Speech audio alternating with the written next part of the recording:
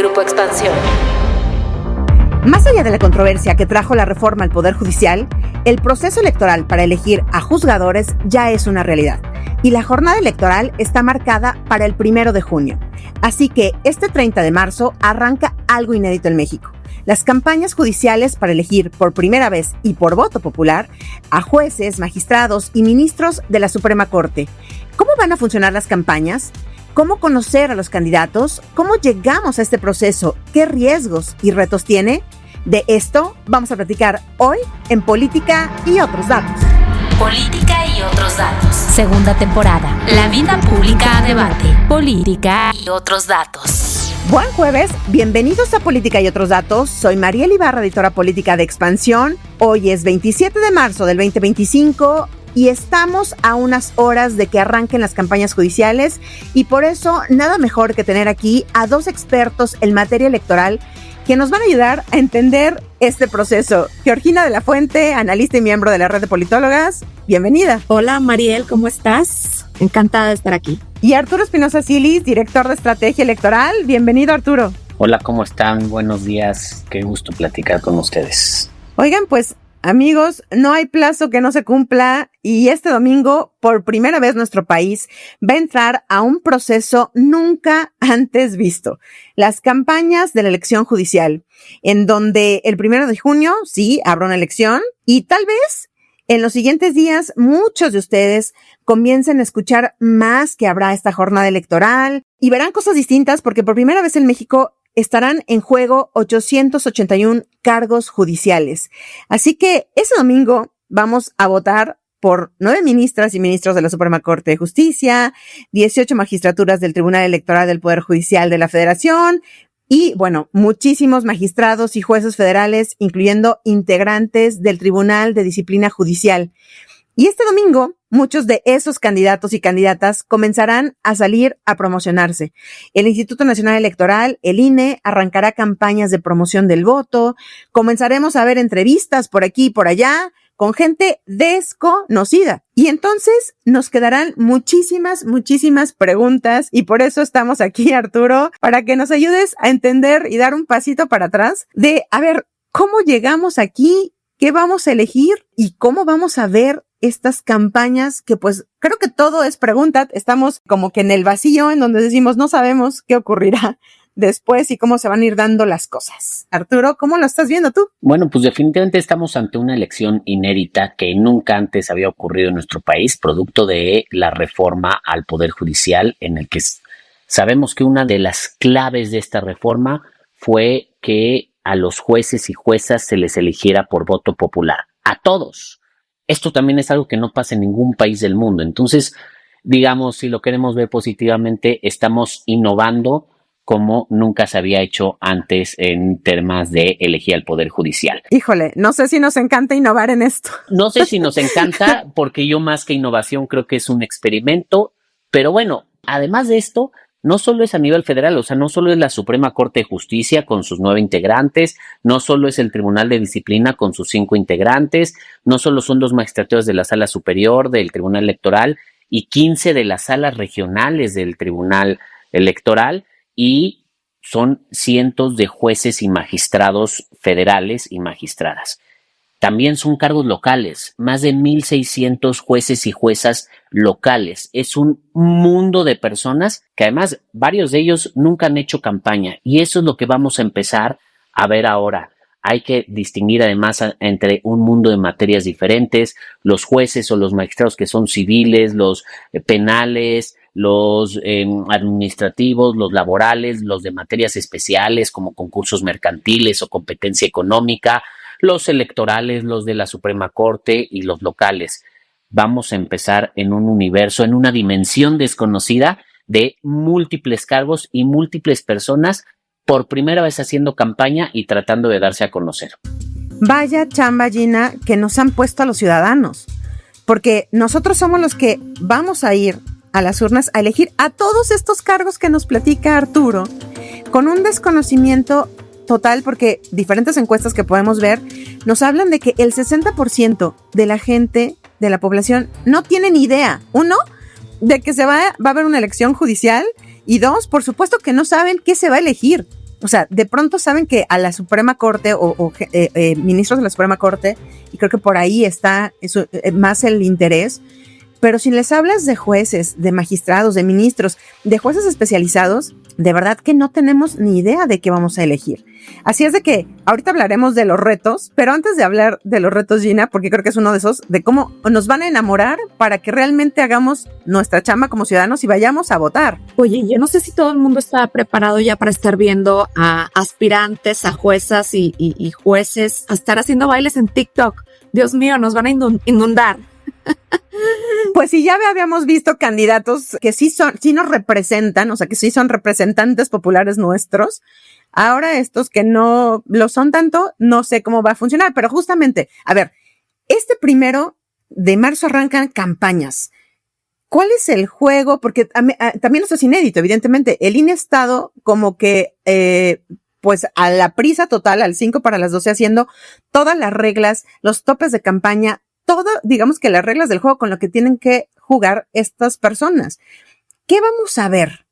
Mira, Mariel, yo creo que lo que hemos estado viendo en los últimos meses es precisamente un proceso electoral armado a vapor, armado contra las cuerdas y armado con la presión del tiempo encima, y no tuvo que ser así, ¿no? Desde que se aprobó la reforma, lo ideal hubiera sido haber esperado a bajarlo, todas estas nuevas reglas que quedaron en la Constitución en una legislación secundaria que pudiera haber sido armada en consulta con autoridades electorales, de modo que esto hubiera sido un proceso mucho mejor pensado y mucho mejor organizado. Lo que sabemos hoy es que no sucedió así, y entonces desde los últimos meses del año pasado estuvimos viendo un proceso de selección de candidaturas organizado principalmente por el Senado.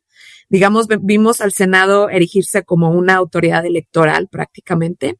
Y ahora estas candidaturas que surgieron de los 3 poderes fueron entregadas por el Senado al Instituto Nacional Electoral para que arme este proceso electoral inédito, como dice Arturo, con pocas certezas, con pocas reglas y peor aún, con poco dinero, ¿no?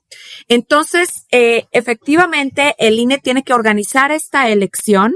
La fecha de la elección se ha fijado para el 1 de junio. Y sin embargo, lo que sabemos es que el INE tiene la facultad de, digamos, ir creando las reglas conforme avance el proceso, dado que la reforma, pues, no está hecha, digamos, a plenitud, considerando todos los factores que pueden entrar para la organización de una elección. Entonces, las reglas se van armando conforme avanza el proceso. Entonces, vemos, por ejemplo, que recién se acaban de fijar topes de campaña cuando estamos apenas a unos días de iniciar las campañas.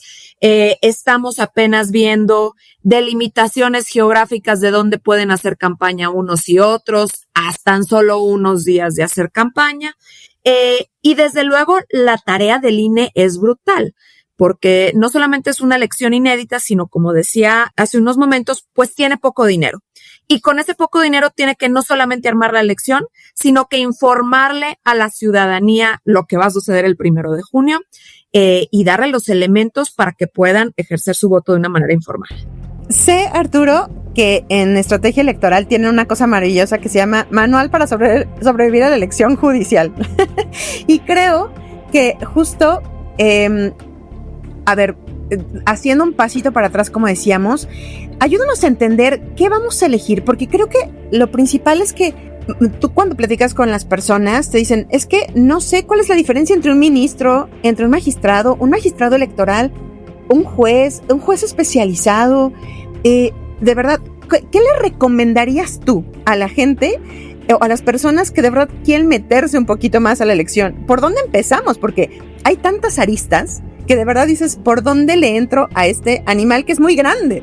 Desde luego, Mariel, lo que dices es muy importante. Yo creo que lo primero que hay que entender, en general, ¿qué hace un juez, jueza, magistrado, ministro? Digamos, tienen diferentes nombres, pero ¿cuál es su función? Nosotros sabemos que los diputados y las diputadas, los senadores hacen leyes, que un alcalde o un gobernador o gobernadora o la presidenta, bueno, pues son los que se encargan de la administración pública, de administrar los recursos, de aplicarlos, de aplicar la ley.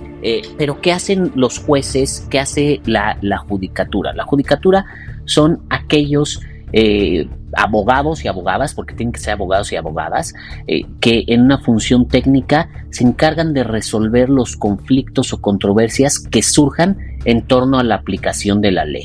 Es decir, cuando una autoridad, cuando incluso algún particular se vinculan unos con otros y hacen algún acuerdo o los obliga alguna ley o tienen diferentes obligaciones, una ley que les impone hacer algo y no se ponen de acuerdo cómo aplica esa ley, quién tiene derecho, a quién tiene la razón, que van ante un juez para cualquier cantidad de casos, desde temas más cotidianos como podría ser un divorcio, como podría ser el incumplimiento de un contrato de compraventa, el incumplimiento de un contrato de arrendamiento, hasta temas más complejos como puede ser la liquidación de una empresa, el concurso mercantil, como puede ser temas penales de algún delito, la comisión de algún delito o un despido injustificado y bueno, cuestiones constitucionales. Eso es lo que hace. Y el Estado mexicano tiene una estructura dentro del Poder Judicial que funciona en diferentes niveles. Digamos, la primera capa son los jueces y juezas de distrito.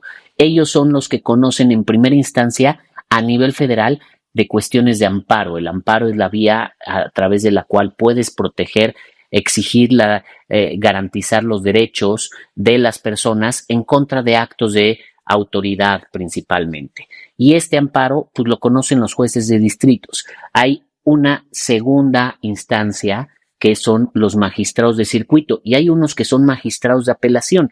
Estos, por lo general, lo que conocen son en la segunda oportunidad respecto a lo que resuelven los jueces de distrito. Digo, es mucho más complejo. Esto es algo, yo se lo señalo a todo el mundo, que quienes somos abogados en la carrera nos toma varios semestres estudiar y entender, y no todo el mundo acaba entendiéndolo.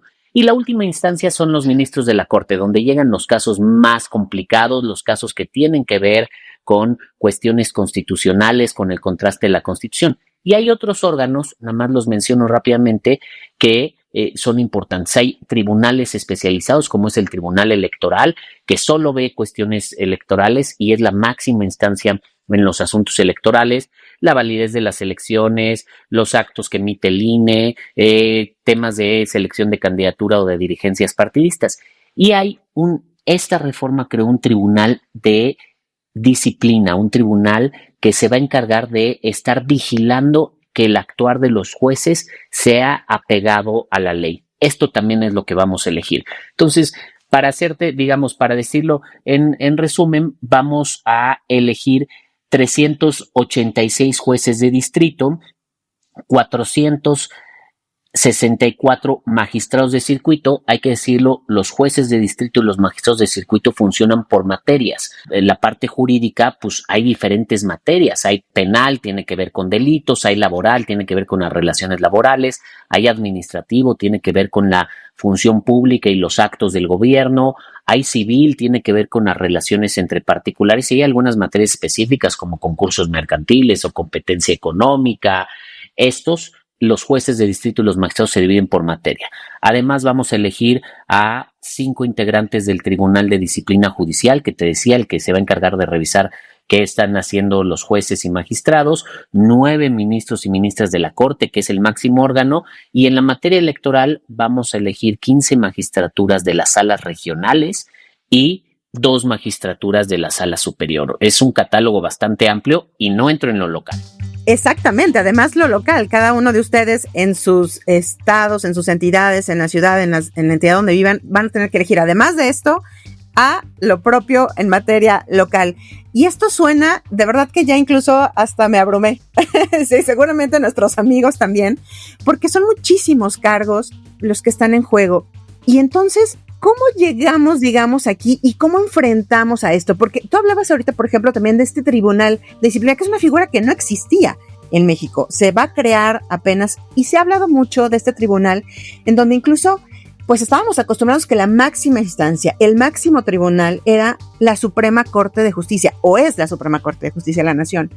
Y con este tribunal se ha hablado mucho de que estará en realidad más arriba de las propias decisiones de la Corte, porque será un tribunal quien esté mirando y calificando, digamos, pues las decisiones que tomen cada uno de los jueces. A ver, lo tenemos que decir aquí, lo hemos dicho en varias ocasiones. No es que digamos que el trabajo de los jueces, magistrados y de todos los ministros siempre haya sido totalmente ejemplar y transparente. Evidentemente, sabemos que necesitábamos una reforma al Poder Judicial urgente, que no es la que tuvimos, no es la que tenemos. Pero, ¿qué va a hacer este tribunal de disciplina, Gina?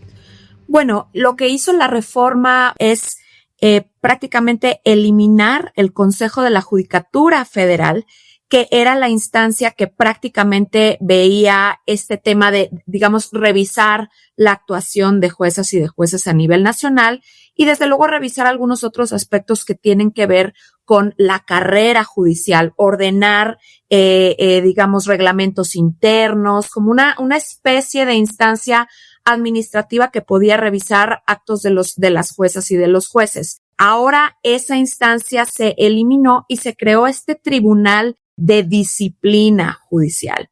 Y entonces, precisamente como bien lo señalas, se le han dado facultades a este tribunal para, desde luego, revisar la actuación de las juezas y de los jueces a nivel nacional, pero quedadas las facultades como quedaron en la reforma, se ha calificado como si pudiera ser un tribunal que pueda estar realizando cacerías de brujas, un poco para ordenar el sentido de las sentencias, ¿no?, que se están emitiendo a nivel nacional y que eso pudiera, en dado caso, llegar a prestarse a ciertas presiones para que juezas y juezas puedan orientar sus decisiones de una manera u otra. Y esa es una de las grandes críticas de la reforma.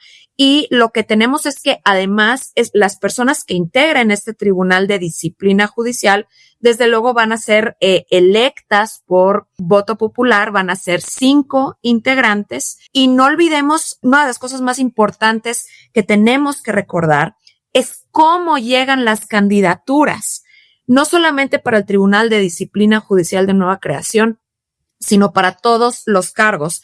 Estamos hablando de candidaturas propuestas por los 3 poderes, es decir, el Poder Ejecutivo, el Legislativo y el Judicial, propusieron a sus candidatas y candidatos a partir de comités de evaluación, cuyos integrantes fueron seleccionados con criterios poco transparentes y en algunos casos hasta políticos, ¿no?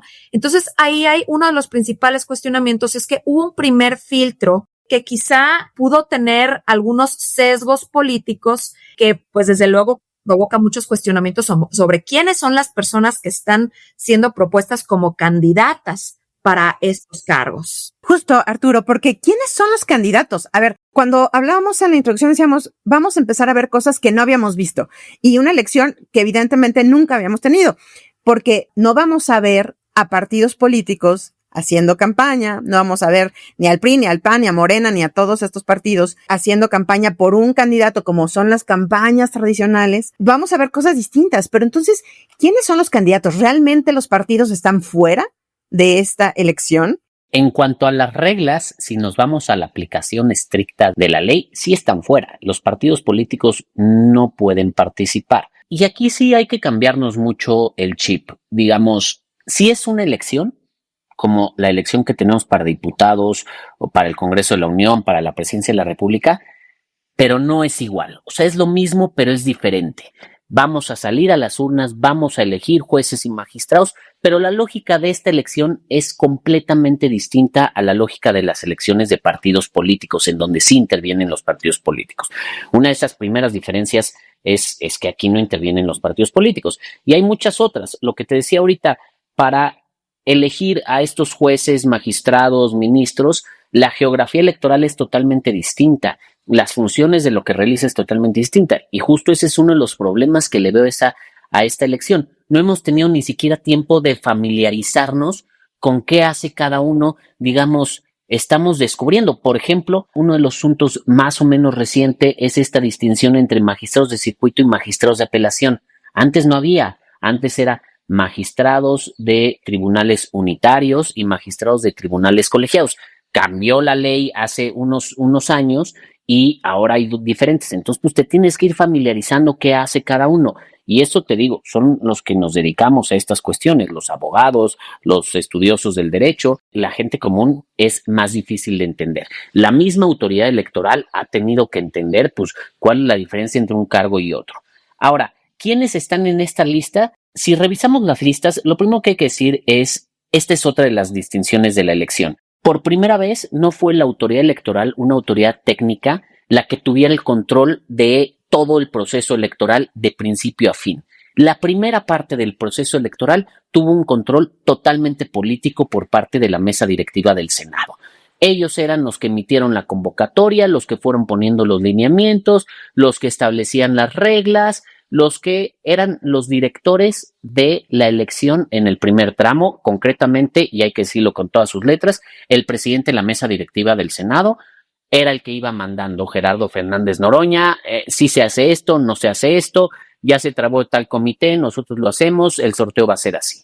Eso es algo totalmente distinto. ¿Por qué? Porque, pues, digamos, en una elección de partidos no funciona así. Ahora, sí, también es cierto que, pues, en este control político se han politizado tanto el proceso de selección, como lo decía Georgina, como las listas finales. Las listas finales, además, fueron un desastre. Para que el INE pudiera saber realmente quién iba a qué cargos. Se tardó muchísimo tiempo porque entregaron un desorden de lista. Faltaban datos, había nombres duplicados, había personas que se habían postulado para un cargo y los habían puesto en otro. Digamos, ha sido un verdadero reto para el INE poder depurar estas listas, porque más la cooperación del Senado ha sido prácticamente nula. Y pues en estas listas vemos, ahora sí que de todo un poco, vemos desde personas que están en el Poder Judicial, que han hecho carrera en el Poder Judicial y que han optado por participar, ya sea para el cargo que ocupaban o para otro cargo, y que es gente sin duda que pues tiene experiencia en el Poder Judicial y ahora está innovando porque está yendo por la vía electoral a buscar el voto.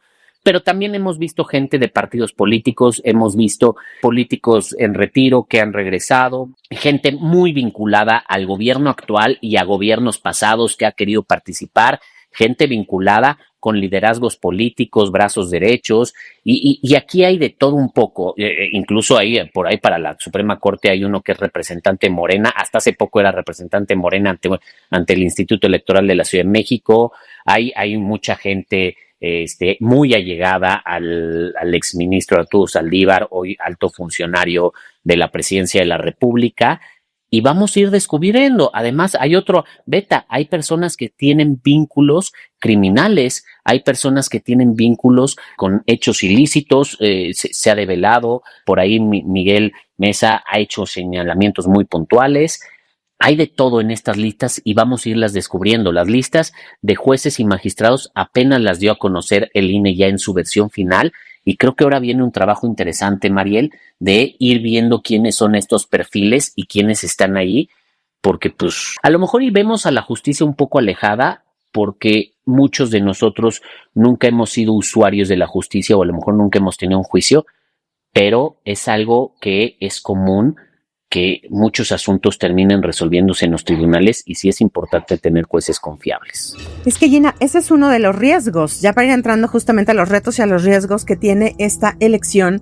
Ese es uno de los riesgos. ¿Cómo encapsular, cómo evitar que estos candidatos, miles de candidatos, no sean infiltrados, no solamente por los partidos políticos, que bueno, pues ya vimos que hay muchísimos representantes de todos los partidos políticos metidos ahí, no a lo mejor que no hayan sido candidatos, pero sí están representantes de sus órganos jurídicos, de gente que sabe y que siempre ha estado en la materia jurídica muy apegada. Pero puede haber también gente apegada a empresas, ¿no? O sea, ¿por qué una empresa no va a poner, aparte de sus jurídicos, metidos ahora en jueces para que los beneficien en temas muy especializados, ¿no?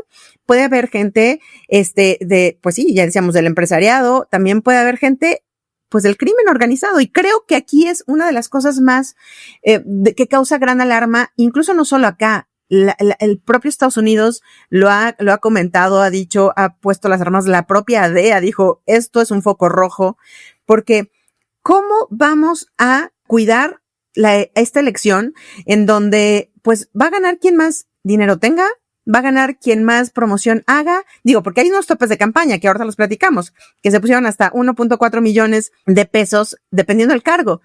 Pero, ¿cómo se va a fiscalizar? ¿Quién va realmente a ver cómo funcionan esas campañas? ¿Quién le metió o no le metió lana a un candidato para que se promocione y que llegara? Y luego le devuelva los favores ya estando en la posición judicial. Sí, efectivamente, Mariel, yo creo que tocas un punto fundamental que es una de las mayores vulnerabilidades del sistema creado con esta reforma. Yo considero que con el sistema anterior todavía había algunas estructuras de servicio profesional que permitía mediante méritos, mediante concursos, mediante procesos de selección específicos que personas de carrera puedan ir ocupando ciertos cargos, ¿no? Sin embargo, con esta reforma, la totalidad de las juezas y los jueces del país, como ya señalábamos, va a ser electa y electo por voto popular.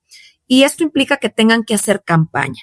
Y como lo señala la reforma, las campañas solamente pueden realizarse con recursos propios, es decir, no hay financiamiento público para la realización de campañas. A diferencia de lo que estamos acostumbrados a ver, ¿no? Exactamente, a diferencia de una elección política en la que los partidos políticos, las candidaturas acceden a financiamiento público, ahora la reforma solo, digamos, limita las campañas a los recursos privados que tenga cada quien y lo señala como recursos personales particulares, no se pueden recibir conforme a la ley. Aportaciones en especie, no se pueden recibir ningún otro tipo de financiamiento de otras personas que no sean los propios. Ahora, si observamos los topes de campaña señalados para estas elecciones, lo mencionabas tú, casi 1.5 millones para los cargos que tienen, digamos, un alcance nacional, como ministras y ministros de la Suprema Corte. Pero entonces, imagínate, eso quiere decir, porque desde luego, pues también es irrisorio pensar que pues con mis ahorros, que a cuánto pueden ascender los ahorros de una persona para poder hacer una campaña a nivel nacional, pues ciertamente se requieren muchos apoyos. Estas personas no tienen estructuras nacionales como si las tiene un partido político. Es natural que para poder realizar una campaña, ya no digan ni siquiera a nivel nacional, en cualquier territorio, en cualquier ámbito territorial, requieres una estructura en territorio y ciertos apoyos que es muy difícil poder creer que se puedan realizar con recursos de una sola persona, ¿no?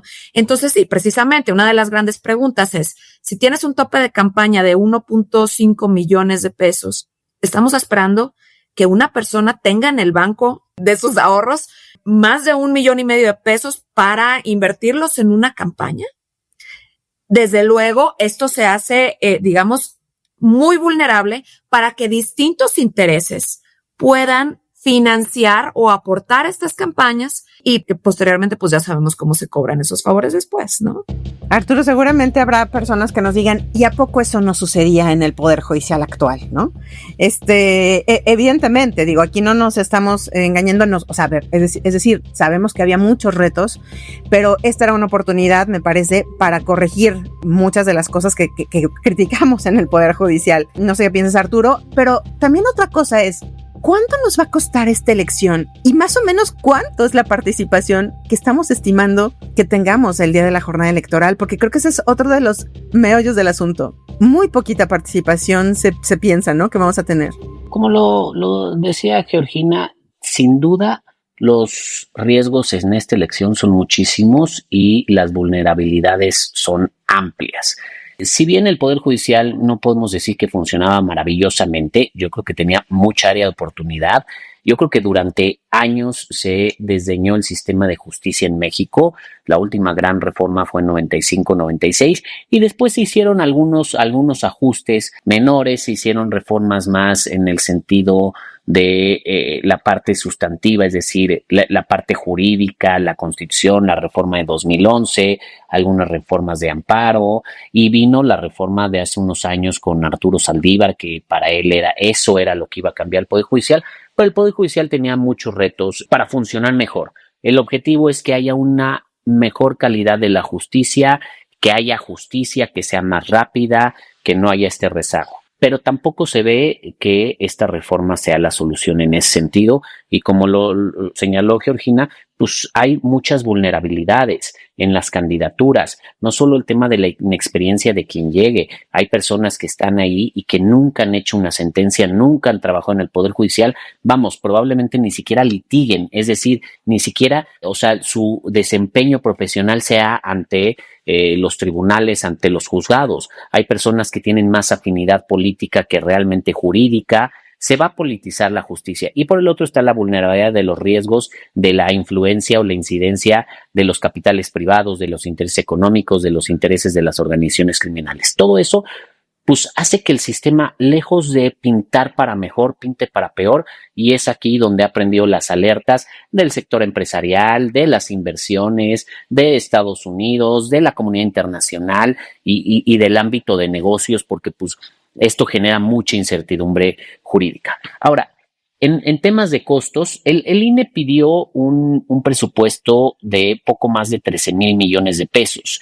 Es un presupuesto tantito mayor a lo que costó las elecciones 2024, sin contar el dinero que se le da a los partidos políticos, porque si lo contamos en 2024, pues serían mucho más caras esas elecciones, pero hay que considerar que aquí hay muchas cosas que se tienen que hacer de cero.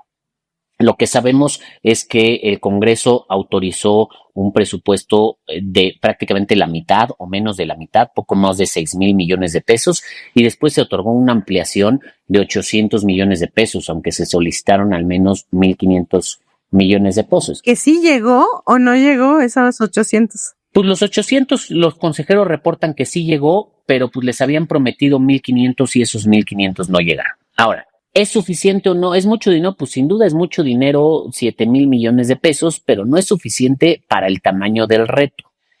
Y en estas condiciones de elección que ya hemos dicho, ante la incertidumbre, ante las prisas, ante lo poco conocido de lo que va a ser, la poca familiaridad con la función de los jueces y juezas, con el sistema de votación, con las boletas, la misma consejera presidenta del INE, no lo digo yo, si quieren ahorita podemos hacer una quiniela de participación ciudadana y a ver quién le pega. Yo ya estoy en varias, pero la propia consejera del INE ha dicho que espera una participación sobre el 8 o el 10%, lo cual, más allá de que va a implicar un desdén a la elección, también va a implicar una deslegitimación a los resultados, porque a quienes son los jueces y juezas, la gran apuesta de este gobierno, porque hay que decirlo, esta era una propuesta del presidente Andrés Manuel López Obrador y la presidenta Claudia Sheinbaum la asumió como propia y lo ha señalado en muchos lugares, es una de sus grandes apuestas para transformar al país. La gran apuesta pues va a ser convalidada por menos el 10% del padrón electoral, si bien nos va, lo cual creo que sí es un fracaso. Ojo, en el contrapeso, y era lo que decías ahí, no pueden participar los partidos políticos, pero a mí me queda muy claro que Morena va a hacer todo lo posible por incidir en la elección. Ya lo hemos visto que diferentes liderazgos están promoviendo la elección, yo he visto varias de estas asambleas informativas sobre las elecciones judiciales con los logos de Morena, y la movilización que va a buscar hacer Morena para el día de la elección es muy grande. Tenemos la referencia a la revocación de mandato, donde a mi parecer y bajo mi análisis no hubo prácticamente participación orgánica, fue movilización casi al 100% y se logró un 17.7% de participación, casi un 18% de participación. Entonces, si me preguntas a mí, en el escenario optimista, se va a lograr algo entre el 18 y el 20%, contando la movilización enorme que va a ser Morena y que, pues bueno, va a ser, eso sería una simulación porque realmente la gente no está participando. Yo creo que en un escenario un poco más realista, y aquí empiezan las apuestas, exacto. Yo iría más o menos por un 12% de la participación. 12%. Gina, ¿cuál es tu pronóstico?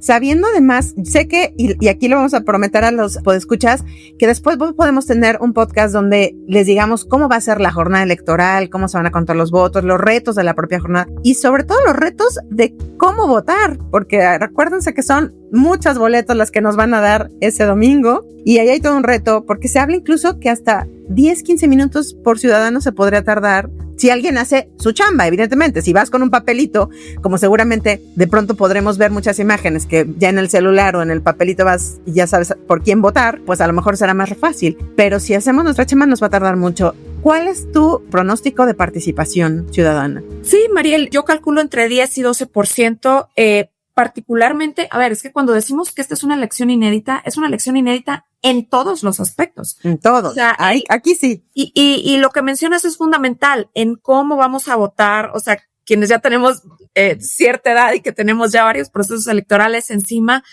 ya estamos acostumbrados a una cierta manera de cómo tú llegas a votar, enseñas tu credencial. Pues sí es muy importante tener esta segunda sesión, digamos, parte 2 para ver cómo nos va a tocar votar, pero sí va a ser algo totalmente distinto a lo que estamos acostumbrados. A ver, de entrada nada más un sneak peek, todas las boletas que vamos a obtener para todos estos cargos se van a depositar en una sola urna, ¿no? Eso para empezar, no van a ser los vecinos los que cuenten los votos, ¿no? Entonces, es una serie de medidas que se han tomado y que van a marcar la diferencia y van a cambiar la manera en que se hacen las elecciones en este país. Pero efectivamente, entre 10 y 12% yo no le doy más de eso. Pues vamos a hacer esta segunda sesión, como decimos, para ir despejando algunas dudas de cómo, pues tendremos que votar, cómo se va a desarrollar esa jornada electoral, pues rumbo a este 1 de junio. Pero por lo pronto, de verdad, muchísimas gracias por llegar al final del episodio. No olviden activar el botón de seguir, la campanita de notificaciones y compartir si este podcast les gustó. Gracias, Gina. Gracias, Arturo, por sus análisis, por ayudarnos a entender un poco este caos que es, y bueno, sobre todo por la novedad que es esta reforma judicial. Y pues por supuesto que estaremos por acá platicando, porque seguramente nos saldrán y a lo largo del proceso electoral se generarán muchísimas más dudas que podremos poner aquí. Y también a ustedes, muchas gracias por dejarnos sus comentarios. Díganos qué dudas tienen del proceso electoral, si van a participar, si saben que va a haber este proceso y si van a participar de él en la jornada electoral del 5 de junio. Cuéntenos si ustedes están decididos, si ya tienen información, si les gustaría participar en la jornada electoral del 1 de junio y pues también las dudas que tengan sobre este proceso y aquí se las vamos a estar en esta segunda parte pues ayudando a clarificar. Muchísimas gracias también, Leo Luna, por la producción de este podcast. Cuídense mucho, nos escuchamos en el próximo episodio. Bye, bye. Toda la información, detalles y seguimiento de los personajes políticos de México y el mundo en politica.expansión.mx. Me enteré en Expansión. Política y otros datos es un podcast de Expansión.